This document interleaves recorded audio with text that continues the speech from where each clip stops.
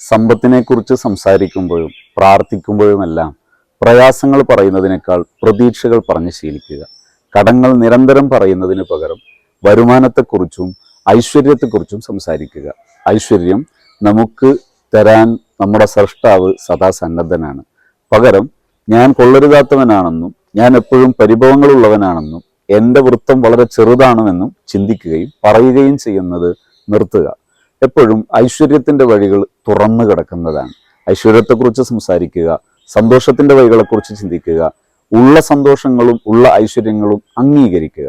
ഉള്ളതിന് എപ്പോഴും നന്ദിയുള്ളവനായാൽ ധാരാളം കിട്ടിക്കൊണ്ടിരിക്കും. പ്രാർത്ഥിക്കുമ്പോൾ നിരന്തരം കടങ്ങളുണ്ട് എന്ന് പറയുന്നതിലുപരി ഐശ്വര്യങ്ങൾ ധാരാളം റബ്ബ് തന്നിട്ടുണ്ട്. അത് അംഗീകരിച്ചതിന് ശേഷം വീണ്ടും ഐശ്വര്യത്തിന് വേണ്ടി ചോദിക്കുകയും പ്രവർത്തിക്കുകയും ചെയ്യുക.